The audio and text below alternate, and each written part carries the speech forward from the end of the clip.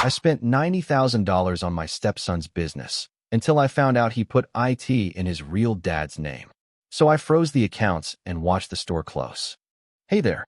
We're working hard to hit our first 1,000 subscribers. If you love true, emotional stories, hit that subscribe button. It helps more than you know. Now let's get into the story. I was standing in the middle of the store I helped build from the ground up when a customer looked me dead in the eyes and asked, "Is your son's real dad here?" That moment cracked something in my chest. Not because of the question, but because of the way he said it. Like he knew something I didn't. Let me back up. I'm Mike. I'm 47. And up until 3 weeks ago, I would have told you I had a great marriage, a solid stepson, and a growing family business we were proud of. My wife Dana and I have been together for 12 years. Her son Jordan was 10 when I met him. Skinny, quiet, smart kid with a serious obsession with sneakers and YouTube business channels. His real dad? Ghost. Never around. Never paid child support. Never called on birthdays. I filled in the blanks. Showed up at football games. Helped with his homework. Taught him how to drive. I wasn't trying to be some replacement. I just loved the kid like he was mine. Fast forward to last year. Jordan turns 21, gets all fired up about opening a sneaker resale store. And look, I know most 21-year-olds have dumb ideas. But this one, he actually worked for it. Did the research. Ran spreadsheets. Showed me his deck like I was a Shark Tank investor. He looked me in the eye and said, "If I fail, at least I'll fail knowing you believed in me." That line hit me hard.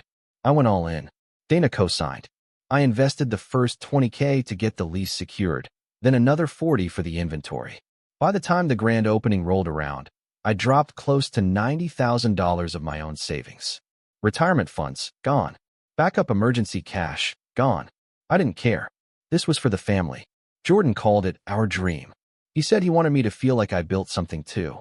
And for a while, it felt right. He was up early every morning. Managed social media. Did everything a young entrepreneur should. Customers liked him. He even got featured in some local online magazine. That day, the one with the customer, started like any other. I was dropping off a new order of limited edition Jordans I helped source through an old client connection. The customer, a guy in his 30s, walks in while I'm behind the counter and says, "Oh, hey, is your son's real dad here? The guy who owns the place." I froze. He said it casually, like he wasn't trying to insult me, but there was something in his tone. Confident. Familiar. Like he'd met him. I laughed it off, handed the guy his sneakers, and walked out to my car. But that line wouldn't leave my head. That night, over dinner, I asked Jordan who else had been coming by the store.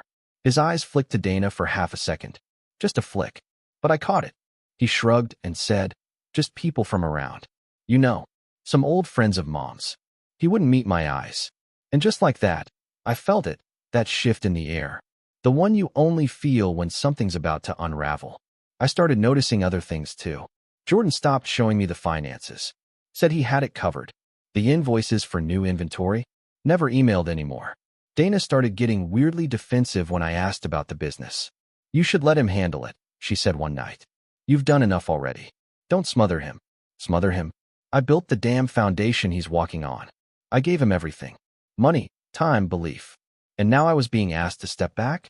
I didn't say anything then. Just nodded, ate my dinner, and washed the dishes. But in my head, I started wondering, who's really running this store? Because something tells me it's not the kid I raised. And something tells me the real dad I haven't heard a word about in years. He might be closer than I think. And if that's true, he's about to learn the hard way what happens when you cut out the one guy who actually built the dream. I couldn't sleep that night. I laid next to Dana, listening to her breathing, steady, peaceful, like everything was normal. But inside my head, everything was loud. That customer's voice kept echoing. Is his real dad here? The way Jordan glanced at her like she held the answers. The way she didn't look surprised. I started pulling threads. I didn't want to go full conspiracy mode, but I had access to a few things still, old email logins, some bank notifications, our joint paperwork. I checked the business account. Jordan had changed the password. Huh, odd. Not a big deal, right? Except we agreed I'd manage the finances for the first year so he could focus on growth. Then I checked the LLC docs. The business license we filed together. Or should have filed together. Gone. Now I was officially confused. I called our accountant the next morning, a guy we've used for years. Friendly, mid-60s, real careful with details. I asked him, "Hey, I just wanted to double check. Who's listed as the owner on the business license for Kick's Vault?" There was a pause. Mike, I didn't do the license. I assumed you guys handled that yourselves after the initial consult. You didn't. No, I thought you were doing it." He hesitated again, then said something that made the hair on my neck stand up. "Well, someone filed it 2 months ago, but it wasn't you. It's under a Daniel Carter." Daniel Carter, Dana's ex, Jordan's biological father. I don't remember much about hanging up the phone. I just remember walking outside, sitting on the back steps, and feeling this weird mix of betrayal and shame. Not anger, not sadness, something colder. Like someone unplugged the sun from my life and didn't even say sorry. Let me get this straight.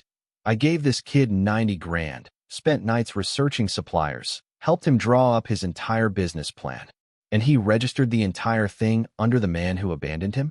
For what? For a last name? I didn't say anything that day. Not to Jordan, not to Dana. But the next morning, I casually brought it up. Said I was curious about updating the business insurance. Wanted to know whose name was officially on file. Jordan tensed. Dana sighed, put her fork down, and said, "You don't need to worry about that stuff. It's taken care of." I asked again, calmly, and that's when Dana looked me in the face and said, "Mike, you don't get it. He's not really your son." There it was. No hesitation. No sugarcoating. Just dropped like a brick in my lap. I stared at her. My mouth was probably half open. I waited for her to walk it back, explain, say she didn't mean it like that. She didn't. In fact, she added, "You've been amazing to him. Really. But maybe it's time to step back. Let his dad be involved now." Oh, now he gets to be dad? Now that the work is done? Now that there's a store with product, buzz, a built-in customer base? Now that I took the risk? Dana said it so casually, like it was just a reasonable transition plan. Like I was a temp who had finished his contract. I nodded slowly, finished my coffee, looked at Jordan, who couldn't even look back at me. Then I said, without raising my voice, "Okay, then I won't be involved anymore." And I meant it. They thought I was just stepping aside. What they didn't realize was, I still controlled the accounts, and I was just getting started. They thought I walked away. Jordan was relieved. Dana acted like she'd just won a custody battle for a business. But what neither of them realized was, I wasn't just the investor. I was the infrastructure. When we started Kick's Vault, I handled all the back end. The LLC was technically mine at first, because Jordan was too young to sign on some documents. The inventory came from vendors I sourced. The business checking account? Opened under my name with him listed as an authorized user. The money? $90,000 of my own savings. And while he'd been busy getting shout-outs on Instagram and calling himself a CEO, I was quietly maintaining full access. Jordan thought I didn't know he'd rerouted things, that he'd created a new entity under his bio-dad's name. But here's the thing about trying to override a foundation. If the ground you're building on isn't actually yours, it only takes one lever to make the whole thing fall. And I had that lever. So I started making calls. Quiet ones. The first was to the bank. I asked if the account was still active under my name and if I could place a temporary freeze. "Of course, Mr. Garrison," they said. "You're still the primary." Perfect. Next, I called the merchant processor, the service they used for all point-of-sale payments. It was tied to my EIN, which meant I could disable their ability to take card payments with a single click. After that, I looked into the lease. Guess what? The property was under the Kick's Vault LLC, the original one. Mine. Which made me the tenant of record. Every single thing they'd been building, every transaction, every shoe sold, every employee hired, all of it still ran through the house I built. I waited for a quiet Monday morning, the slowest sales day of the week. And at 7:03 a.m., I froze the accounts. At 7:08, I paused the merchant processing. At 7:15, I emailed the landlord and gave notice of closure due to financial discrepancies. By 9 a.m., I was back at home making breakfast like it was any other day. I didn't text, didn't warn them, didn't even block the door. I wanted them to walk in and see what happened. I wanted them to taste it, that panic, that loss of control, that realization that the man they cast aside like a spare part was the one who kept the engine running. Around 10:42, Dana called. I let it ring. Then Jordan. 3 times. The 4th time, I picked up, kept my voice level. "Something wrong with the store?" Dead silence. "Nothing's working," he said eventually. "The payments are down. The bank account's locked. We can't even pay the staff. I pretended to think for a second. Huh, that's strange. Probably best to call your real dad. Sounds like a real owner problem. He didn't say anything. Just hung up. I sat there, watching the blinking light on the call screen disappear, and for the first time in weeks, I smiled. You wanted him, kid? You got him. Let's see if he can unfreeze what he never built. You ever watch someone try to fix a leak by putting tape over it, while the whole damn pipe is cracking underneath? That was Jordan, running around like a headless chicken after I pulled the plug. First day, panic. Second day, denial. Third day, desperation. By the fourth day, silence.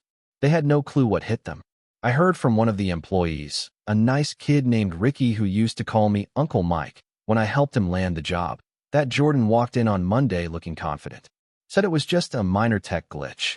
By lunchtime, their payment terminal was still offline. Their supplier, a buddy of mine I warned in advance, pulled their delivery. And when the landlord came by for a random inspection, Jordan tried to bluff. Didn't work. Turns out when you pretend to be the boss, it's real awkward when you can't explain why the name on the lease doesn't match your business license. And funnier still when you realize the guy you filed against is still on every legal document. I didn't even need to be there. I just waited. By Wednesday afternoon, their staff started quitting, one after the other. The shelves were already half empty because the inventory was bought on net. 30, and guess who defaulted? Dana came home that night looking like she'd been crying, but I didn't ask. We hadn't said much since her little, "He's not really your son" speech. She sat down at the table, quiet, like she was building up to something. Then she said, "Mike, I know you're mad, but don't ruin everything. He's just a kid. He made a mistake." I looked at her and said nothing for a few seconds. Just stared. Then I asked, "Whose store is it, Dana?" She flinched. I asked again, slow this time. "Is it Jordan's? Yours? Or Daniel Carter's?"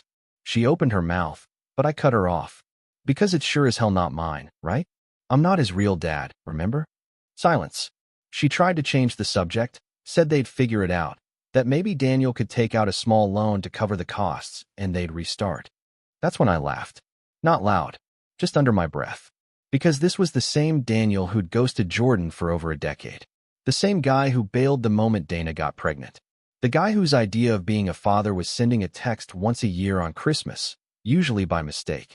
And now he was supposed to rescue them? Nah. Thursday afternoon, I got a text from Jordan. Just one line. "I messed up. I should have been honest. Too little. Way too late." The lights at the store went out later that evening. Literally. Power cut. Someone must have missed the utilities payment too. I drove by one last time just to see it for myself. The once colorful sign above the door, Kick's Vault, in bold graffiti font, was cracked and half-lit. The windows were empty. No foot traffic. The dream? Dead. And all I had to do was take my hand off the wheel. No yelling. No threats. Just a quiet reset. You give someone the keys to your house, and they lock you out? Fine. But don't act surprised when I change the locks and take back what's mine. They say when people show you who they are, believe them. But when they try to guilt trip you afterward, that's when you show them the paperwork. 3 days after the store shut down, Dana asked if we could have a serious conversation. We hadn't talked much, just been doing that weird cold roommate thing where everything's polite but dead inside. I knew what was coming. Still, I said sure. We sat across from each other like strangers at a bank. She looked worn out. No makeup, hair up, a hoodie that probably belonged to Jordan. I didn't feel angry anymore. Just tired. She started soft. Said she was sorry for how everything came out. That she should have handled it better. That we should have communicated. Then she hit me with the classic. "Mike, you're better than this." I let her talk. Let her use every word she could think of to spin this as a misunderstanding. She even said, "I kid you not. He was trying to make his real dad proud. You know how boys are. I think he just wanted to connect with him. Yeah, with my money." Then came Jordan. He showed up an hour later with a box of donuts and that sad puppy face kids use when they know they messed up, but hope sugar will patch it. He didn't even sit down right away. He just hovered in the kitchen and finally said, "Guess I should have expected this from someone who's not even blood." That one hit different. I didn't yell. I didn't respond. I stood up, walked into my office, opened the drawer, and pulled out a folder. Clean. Labeled. Indexed. Notarized. I handed it to him and said, "Take a look." It had everything. The original LLC registration with my name. The bank statements showing the $90,000 in stage transfers from my personal accounts. The merchant services agreement in my name. The lease signed under my LLC. Every single signature. Every dotted line. Every paper trail. Jordan flipped through it slowly. Dana leaned over his shoulder, her lips parting in this slow, sinking realization. I leaned back in my chair and said, "You thought I was a wallet. I was the foundation. You tried to replace me with a man who didn't build any of this. And now you want me to fix what you broke." Dana was staring at the floor. She muttered, "You planned this." I looked her dead in the eye and replied, "No, you did. The moment you told me I wasn't his father, you made me a business partner. And I treated you like one." It went quiet after that. No more speeches. No more donuts. They left the folder on the table when they walked out. I didn't even bother picking it up. I just sat there, finally breathing like a man who remembered who he was before he became someone else's backup plan. The day after I handed them the paperwork, Dana moved into the guest room. No more shared dinners. No more goodnight pecks. Just silence and doors closing. The kind of silence that doesn't hurt anymore. It just confirms what you already knew. I didn't rush anything. No yelling. No theatrics. I just started untangling myself, like someone pulling their arm out of quicksand, slow and deliberate, without making a scene. First, I filed for divorce. Quietly. She didn't contest it. I think she was too embarrassed to even try. I made sure to include a clause protecting all business assets and investments prior to the marriage ending. I also froze our joint savings account. She didn't drain it. I think a part of her knew that if she tried, I'd bury her in court documents and facts. And Jordan? He moved out within the week. Back to his real dad's apartment. 2-bedroom walk-up. No business connections. No capital. Just two grown men trying to share a space that wasn't built for either of their egos. I heard the store's social media pages were taken down. Google Maps marked Kick's vault as permanently closed. The landlord locked the doors and changed the signage 2 weeks later. And that $90,000? I didn't get it back directly. But here's what I did get. The supplier I connected Jordan with, now working with me directly. I invested in a small logistics startup instead, something lean, scalable, and not tied to family drama. The lawyer I used for the divorce also referred me to a CPA who found tax deductions I never would have known about. I clawed back over $15,000 from the IRS thanks to failed business loss. And the peace of mind. Priceless. Dana texted me once since then. Just one message. "I still don't understand why you did all that. We could have worked it out."